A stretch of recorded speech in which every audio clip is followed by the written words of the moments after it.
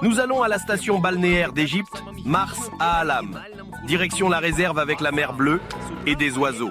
Nous allons boire du café soudanais, chasser des crabes et aller à la baie où vivent tortues et vaches marines. Ici, tout rampe. Nous boirons du café soudanais servi par un bédouin, chasserons les crabes et irons dans une baie où vivent des tortues et des vaches marines. J'espère que nous vous reverrons. Nous finirons également dans une petite ville égyptienne où nous marchanderons malicieusement avec les vendeurs. Ensuite, nous monterons quads vers les profondeurs du désert d'un ancien lit de rivière. Et déjà le soir, nous arriverons à Petit Dubaï où je serai couronné, le plus bel Égyptien. Vache, nous allons aussi nous promener dans le musée, sur le bateau, regarder un petit spectacle depuis le pont de ce même bateau et encore une fois marchander. Oui, c'est une très belle ville, c'est joli. Merci beaucoup.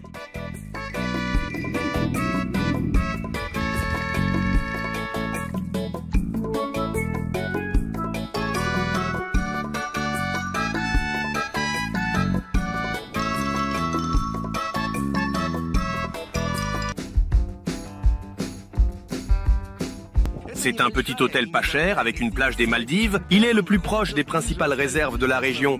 Au sud, le long de la côte, la baie de Sharm el-Luli, la plage de Khan Korab, la réserve naturelle de Kulan et l'île de Hamata. Nous plongerons à la recherche de tortues dans la baie Abu Dabab. Nous allons nous promener dans les villes de Mars Alam et Port Galib et les safaris commencent directement à l'hôtel d'Iblu. Nous réservons les excursions directement à la réception auprès du guide de l'hôtel. Il représente l'agence de voyage Join Up, donc tout est officiel. Pour résumer les prix, la réserve de Kulan coûte $50, l'île de Hamata 70 et le safari à moto $45 par personne. Il y a des tâches aujourd'hui. On boit du café, prend le paquet de nourriture préparée et monte dans le 4x4. On s'applique de la crème déjà en route.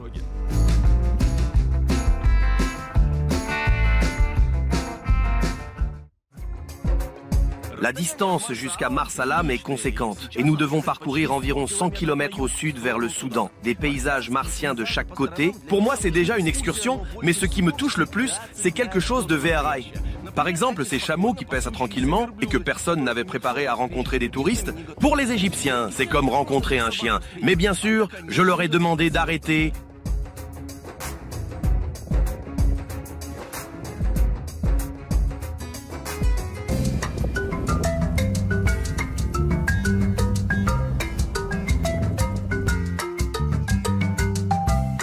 La réserve de Kulan a même l'air incroyable depuis l'espace, avec ses récifs et ses îles. De près, cela impressionne davantage. Et il n'y a presque personne ici, à part nous, quelques pêcheurs et des enfants. Un bédouin solitaire qui nous offre du café soudanais et quelques reporters. Même la boutique de souvenirs est laissée sans propriétaire. Même la boutique de souvenirs. Oh là là, pour n'importe quel roi. Qu'est-ce que c'est? Le plongée ne t'intéresse pas, n'est-ce pas? Notre guide est même sûr que cet endroit ressemble aux Maldives. C'est vrai, j'ai confondu les Maldives avec la Moldavie. C'est une petite erreur très agréable. Voilà, c'est la Moldavie. On dirait la Moldavie, non? Nous avons exactement les mêmes beautés. Où es-tu, Digish?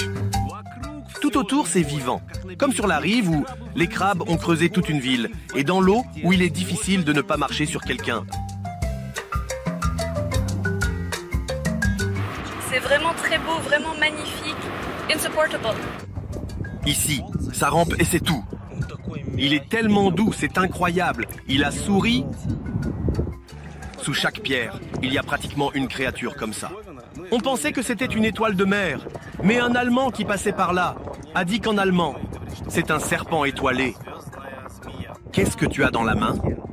Tout ça, c'est un patrimoine national de l'Égypte. Ces arbres, dans lesquels j'ai pris des photos tropicales de moi-même, s'avèrent être des mangroves et désalinisent l'eau de mer.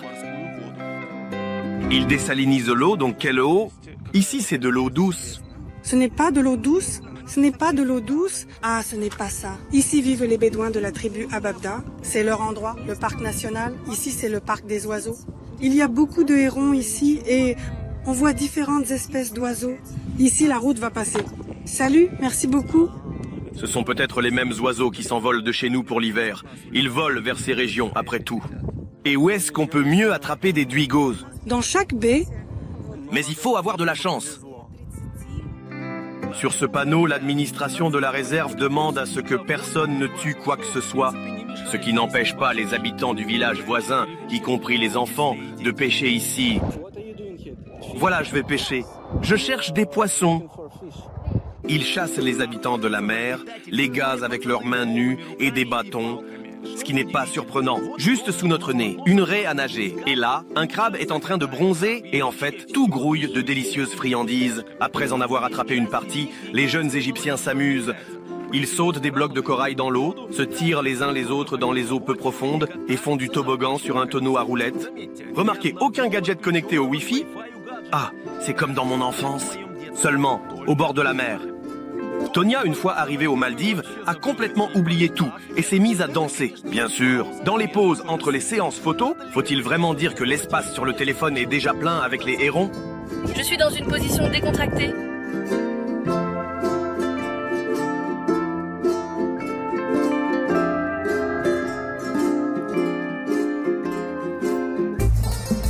De la civilisation, il n'y a que la tente d'un bédouin sur la plage. C'est très simple, avec des tapis ressemblant à ceux de Moldavie, mais il était difficile de nous chasser d'ici, en partie à cause du café soudanais que nous a offert le bédouin local. À la santé. La moutarde est vraiment délicieuse. Oui? Et puissant. Eh bien, c'est vraiment d'une puissance moyenne. Et quoi exactement d'autre? Oui, nous prenons leur passeport. Oui, le gingembre, il est en place. Plus tard, nous rendrons visite aux Bédouins, mais cela nécessite un reportage séparé, alors abonnez-vous, il sortira bientôt sur la chaîne. Nous nous déplaçons vers une autre baie, à la plage de Ancora Bay. Ici, les gens viennent non seulement pour bronzer ou se détendre dans l'une des cabanes en bois, mais aussi pour observer les grands animaux marins qui vivent ici. Nous sommes venus ici parce qu'il y a des vaches marines, des tortues et qui d'autre? Ah, un delphinarium aussi. Et les vaches, c'est le plus important, si belles. Allez, on y va. Pour l'instant, nous sommes juste partis à la chasse aux crabes, car la plongée sera plus tard et à un autre endroit.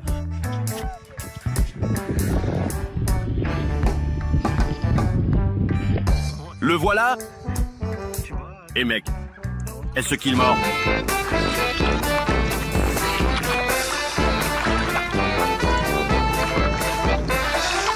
J'en ai marre de parler de l'eau bleue, mais on ne peut pas s'y habituer. Elle a une couleur incroyablement belle. La prochaine fois, je ferai mes cheveux de cette couleur. Regarde, là-bas, un corail. Toutes ces choses colorées sous-marines m'ont vraiment excité. Donc, nous allons à la base de plongeurs à l'hôtel Malik Resort dans la baie d'Abu Dabab.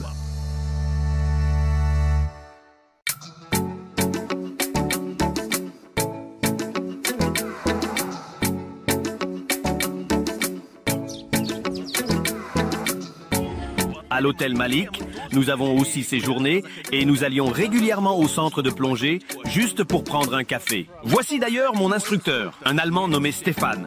Plus tard, il rira de mes blagues sur Stéphane Schelmar. Mais pour l'instant, il m'explique sérieusement comment utiliser le scaphandre. Sur le mur, il y a une carte de la baie, un emploi du temps et les prévisions météo et de vent. Vous voyez, tout le calendrier est jaune et orange, mais nous avions besoin de vert. On n'a donc pas attendu. Avant, je n'ai plongé que 2 fois à Sharm el-Sheikh, pendant 10 minutes. Et c'était il y a 5 ans. J'ai même oublié comment zipper la fermeture de la combinaison. Ah, le bord vert. Apparemment, je suis le plus novice ici et je n'ai plongé sous l'eau avec un scaphandre que 2 fois auparavant. Maintenant, nous allons nager jusqu'à ce que l'oxygène dans la bouteille soit épuisé, ce qui fait à peu près 1 heure. Ici, Stéphane prend des poids supplémentaires et nous allons plonger. J'espère qu'on te reverra. J'espère que nous aurons de la chance. Ouais, 50-50. La plongée est un super moyen de s'éloigner un peu de la réalité. Silence, stress et apesanteur.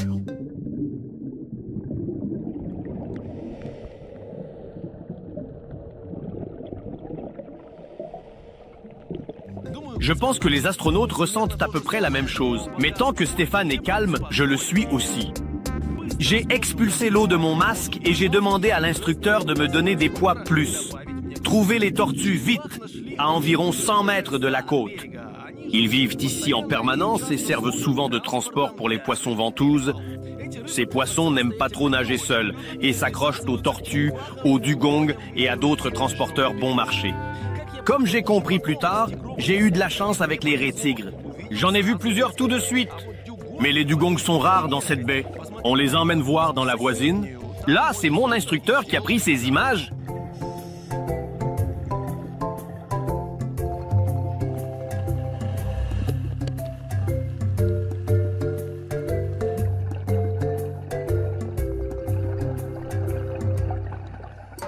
On rencontre des poissons vraiment étranges.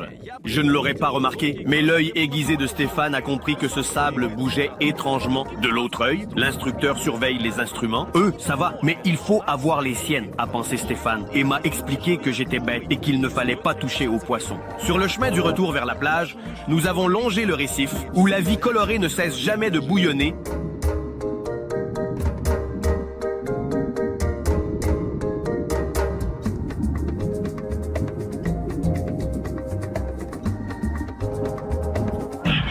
C'était vraiment seulement 2 fois, peut-être encore une fois, je pense. Oui, vraiment?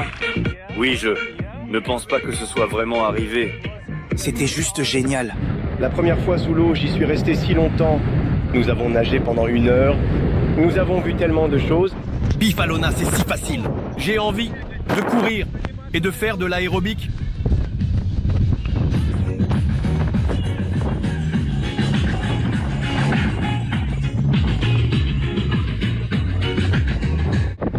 Je n'ai jamais été considéré comme un problème pour quiconque et je m'efforce toujours de m'assurer que tout se passe bien pour tout le monde. Oui, mais.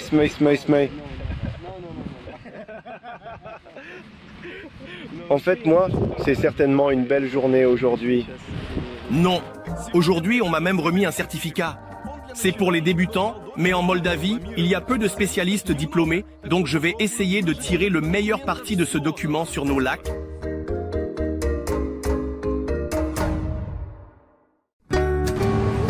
Port sur Safari. Nous avons fait un arrêt dans la ville de Marsa Alam. Il est à un stade de développement initial et en cours de construction. Le premier dans la région n'a pas encore ouvert à cause de la pandémie, mais les touristes peuvent se promener, prendre une cafetière et regarder la mosquée, près de laquelle les enfants jouent dans un tas de gravier. La route longe la mer et par la fenêtre, on aperçoit constamment des baies bleues. Nous sommes allés à l'une d'elles. Sur la plage, il n'y a que quelques personnes et une tente bédouine vide. Une petite baie connue, les gens viennent ici, même s'il n'y a aucune infrastructure. Juste du sable propre et doux et une baie très bleue.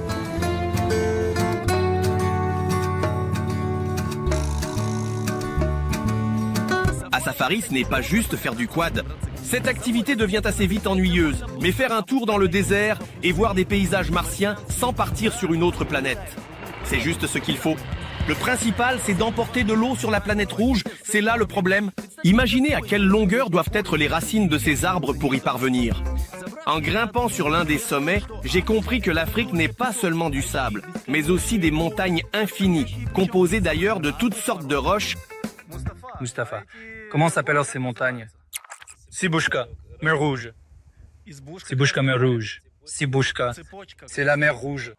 C'est un récif corallien, on peut dire. Et ici, nous avons du sel sous nos pieds? Oui, et il y a aussi du granit quelque part.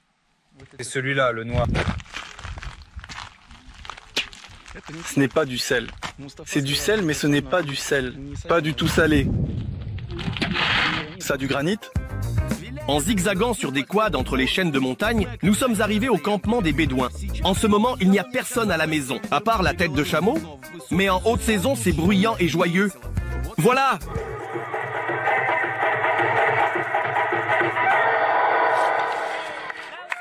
Je comprends. Avant la pandémie, il y avait du monde ici. Tout est plein.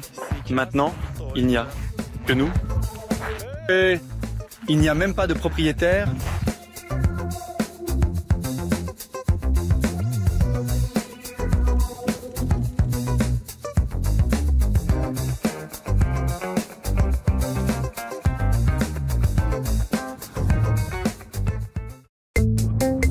Si tu veux t'amuser le soir en dehors de l'hôtel, c'est Port Galbe. Une petite station balnéaire, mais moderne et même luxueuse. Des logements et des hôtels de luxe, des yachts chers et une agréable promenade avec des salons de thé, des cafés et une boîte de nuit.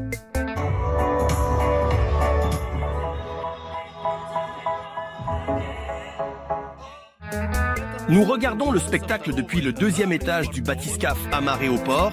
Ils sont fabriqués en Égypte, ces bathyscaphes. Waouh, c'est un port vraiment génial. Le jour, ils emmènent les touristes au Rif. Et le soir, ils servent de restaurant et quelque chose comme un musée où l'on peut essayer les vêtements des pharaons et s'asseoir sur un trône. Il ne faut pas être aussi sans vergogne. Le plus bel Égyptien, une vache. Quelqu'un va m'apporter de la bière aujourd'hui. Autant d'esclaves et tout est fait.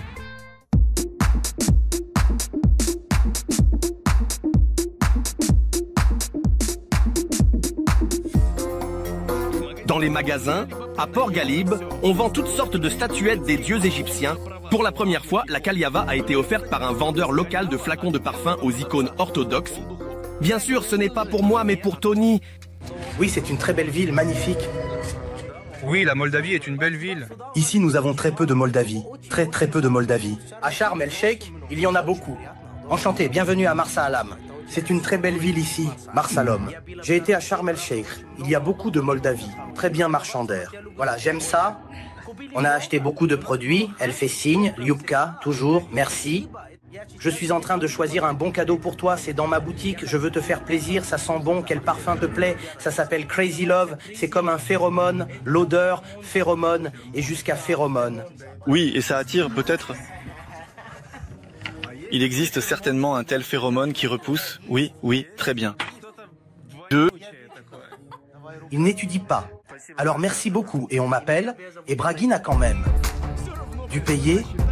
En faisant la promotion de l'Instagram du vendeur, ce n'est pas ainsi que s'est terminée cette journée très riche dans le sud de l'Égypte. Abonnez-vous à la chaîne et allez sur Instagram, car ce voyage continue, ça continue encore.